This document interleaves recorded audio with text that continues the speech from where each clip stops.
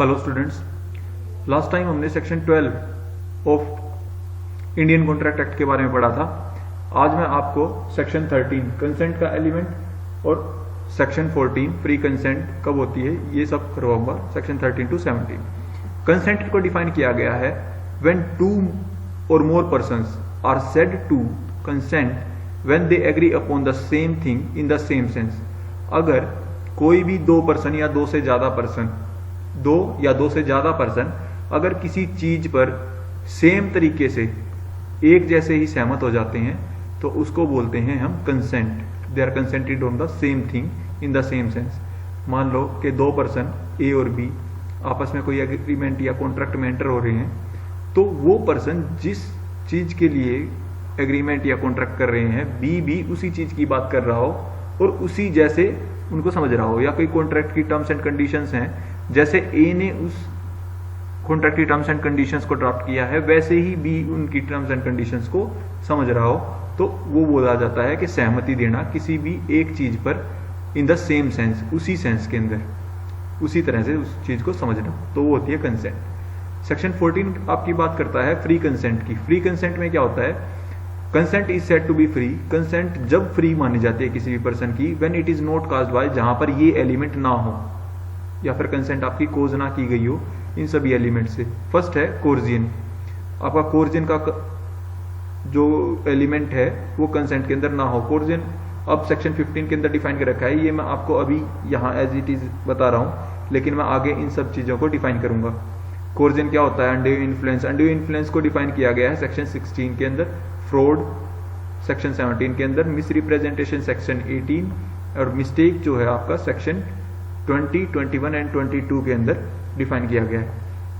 अब जहां पर ये एलिमेंट प्रेजेंट हो, जहां पर कोर्जियन किया गया हो या जहां पर अनड्यू इन्फ्लुएंस किया गया हो या जहां पर फ्रॉड हो या मिस रिप्रेजेंटेशन हो या मिस्टेक हो, वहां पर आपकी कंसेंट फ्री नहीं मानी जाती। तो अब जान लेते हैं कि कोर्जियन होता क्या है। कोर्जियन को इस तरह डिफाइन किया गया है, कोर्जियन इज द कमिटिंग और थ्रेटिंग टू कमिट, या तो कोई काम करना या फिर धमकी देना कोई काम करने की। एनी एक्ट, कोई भी ऐसा एक्ट जो कि इंडियन पेनल कोड में प्रोहिबिटेड है। आप इंडियन पेनल कोड में आपको सबको पता है कि ऑफेंसेस को डिफाइन किया गया है इंडियन पेनल कोड में। अगर कोई भी ऐसा एक्ट जो कि इंडियन पेनल कोड में प्रोहिबिट किया गया है कि आप उस काम को नहीं कर सकते, अगर आप उस काम को कर रहे हो या उस काम को करने की धमकी दे रहे हो, एक तो वो चीज कोर्जियन के अंदर इंक्लूड होती है, और दूसरी चीज यह होती है unlawful detaining.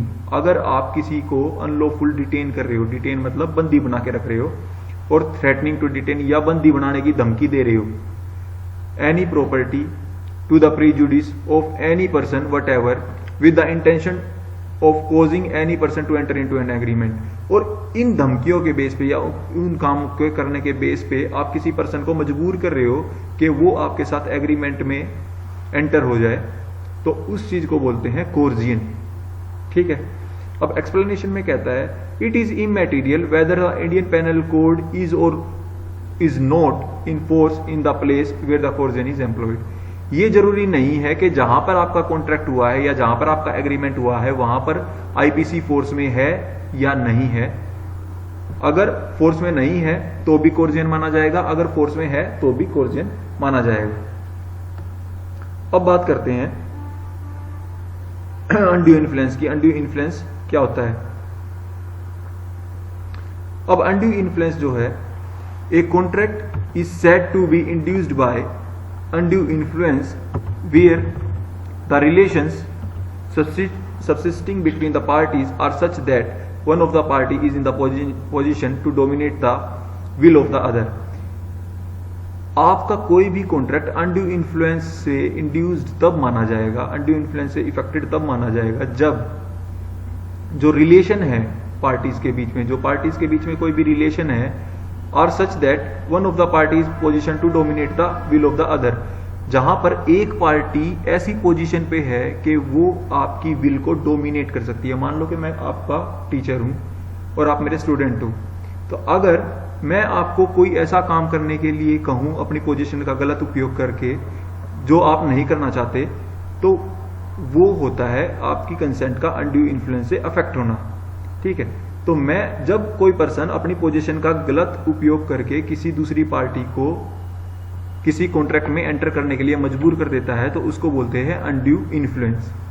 One party is in the position to dominate the will of the other and uses that position to obtain an unfair advantage, और उस पोजीशन को इस तरह से यूज करता है कि वो दूसरी पार्टी का एक अनफेयर एडवांटेज उठाना चाहता है, लाभ उठाना चाहता है दूसरी पार्टी का ओवर द अदर। ये होता है अनड्यू इन्फ्लुएंस। सेकंड क्लोज कहता है अनड्यू इन्फ्लुएंस का, इन particular and without prejudice to the generality of the foregoing principle, a person is deemed to be in position to dominate the will of the other। यहां पर एक general provision है, ये जो ऊपर आपको बताया गया कि one person is in the position to dominate the will of the other, ये एक जनरल प्रिंसिपल है, लेकिन अब इन्होंने बता दिया कि कौन कौन सी पोजिशंस डोमिनेट कर सकती हैं किसी दूसरे पर्सन की। Where he holds a real or apparent authority, जहां पर एक पर्सन कोई रियल या अपेरेंट अथॉरिटी होल्ड करता है किसी दूसरी पार्टी पर, और where he stands in a fiduciary relationship, या फिर वो कोई किसी फिड्यूशियरी रिलेशनशिप के अंदर है किसी दूसरी पार्टी के अंदर, तो भी वो अनड्यू इन्फ्लुएंस से अफेक्टेड माना जाएगा।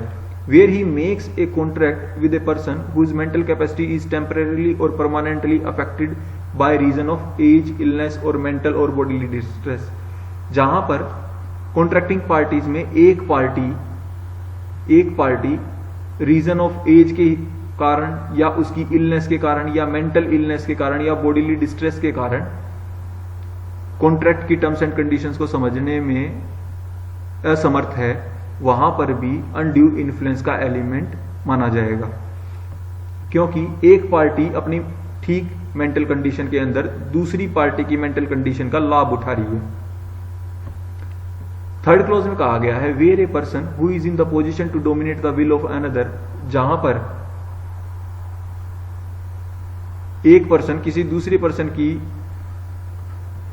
विल का फायदा उठा रहा है, डोमिनेट कर रहा है दूसरे की विल को, एंटर्स इनटू ए कॉन्ट्रैक्ट, ताकि वो कॉन्ट्रैक्ट के अंदर एंटर हो जाए with him, and transactions appears, और कोई ट्रांजैक्शन ऐसी कर देता है जिससे ये लगता है कि ये जो कॉन्ट्रैक्ट में एंटर हुआ है दूसरी पार्टी, वो कॉन्ट्रैक्ट में एंटर करना नहीं चाह रही, या फिर कोई ऐसी ट्रांजैक्शन कर देता है जो कि डाउटफुल है, जिससे एविडेंस मिलते हैं कि ये जो ट्रांजैक्शन की गई है ये अनड्यू इन्फ्लुएंस के होने से की गई है।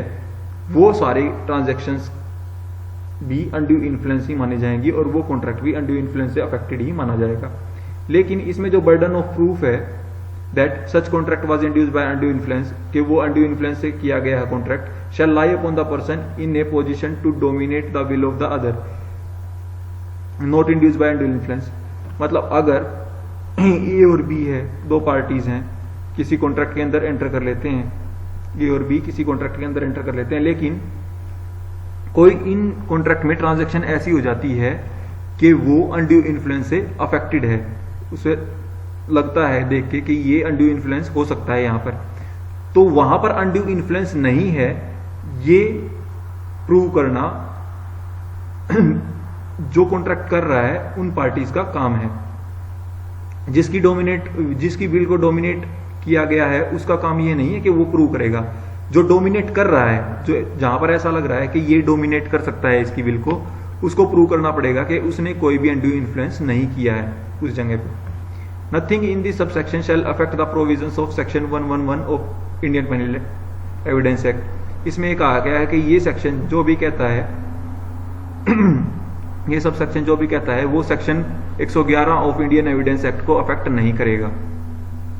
ये है आपका अनड्यू इन्फ्लुएंस। अब आपको करवाता हूं फ्रॉड। फ्रॉड क्या होता है? फ्रॉड मीन्स, इसके अंदर कहा गया है कि फ्रॉड मीन्स और includes any of the following acts committed by a party to a contract, कि कोई भी एक्ट जो कि कॉन्ट्रैक्ट में एंटर किए गई पार्टीज के द्वारा कमिट किया गया है, और विद हिज कन्वीनियंस और बाय एजेंट, या फिर उसके किसी साथी या उसके एजेंट के द्वारा कमिट किया गया है, विद द इंटेंट, इस मंशा से कि वो दूसरी पार्टी को डिसीव करेगा, नीचा दिखाएगा या लो सफर करवा देगा, thereto in his agent or of his agent or induced him to enter into a contract, दूसरी पार्टी को नीचा दिखाने की मंशा से किया गया कोई भी कार्य या तो स्वयं किया गया हो, या एजेंट के द्वारा किया गया हो, या किसी ऑथराइज्ड पर्सन के द्वारा किया गया हो, और कॉन्ट्रैक्ट में शामिल करने के लिए किया गया हो, तो वो फ्रॉड माना जाएगा। इसमें फर्स्ट क्लोज है the suggestion as a fact of that which is true by one who does not believe it to be true. कोई भी एक ऐसा सजेशन देना कि जो कि फॉल्स है और उसको ये बता देना कि ये ट्रू है, ये बात सच है, और दूसरी पार्टी उसके ऊपर बिलीव कर ले, मतलब आपने कोई मिस रिप्रेजेंट कर दिया किसी बात को दूसरी पार्टी के सामने, तो वो भी फ्रॉड माना जाएगा। सेकंड है the active concealment of fact. आपने किसी फैक्ट की एक्टिव कंसीलमेंट की है, आपने किसी तथ्य को छुपाया है, बाय वन हैविंग नॉलेज और बिलीफ ऑफ द फैक्ट। आपको नॉलेज होते हुए, उस फैक्ट की नॉलेज होते हुए आपने किसी फैक्ट को छुपा लिया है, तो वो भी फ्रॉड माना जाएगा। थर्ड एलिमेंट है ए promise made without any intent of performing it. जहां पर आपने कोई प्रॉमिस कर दिया है लेकिन आप उस प्रॉमिस को परफॉर्म नहीं करना चाह रहे, आपने कोई ऐसा प्रॉमिस कर लिया जो आप परफॉर्म नहीं करोगे, तो वो भी फ्रॉड हो जाएगा। फोर्थ है कोई भी ऐसा एक्ट जो आप दूसरी पार्टी को डिसीव करने के लिए कर रहे हो, तो वो भी फ्रॉड की कैटेगरी में शामिल किया जाएगा। और फिफ्थ है any such act or omission as law specially declare to be fraudulent. और कोई भी ऐसा कार्य जो कि लॉ के द्वारा फ्रॉडुलेंट डिक्लेयर किया गया है, उसको भी फ्रॉड की कैटेगरी में डाला गया है। इसके एक्सप्लेनेशन में कहता है mere silence as to facts likely to affect the willingness of a person to enter into a contract is not fraud.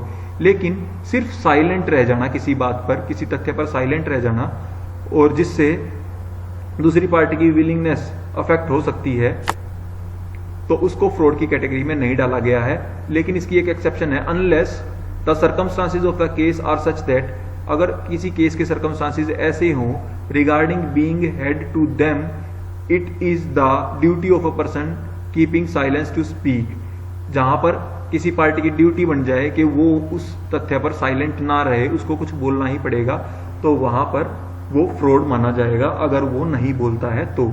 और unless his silence is in itself equivalence to speech, और जहां पर उसकी silence को equivalent मान लिया जाएगा speech के। राइट, ये होता है, ये मैंने करवा दिया आपके सेक्शन 13 से लेके सेक्शन 17 तक। आज के लिए सिर्फ इतना ही, आगे के लेक्चर में कर लूंगा।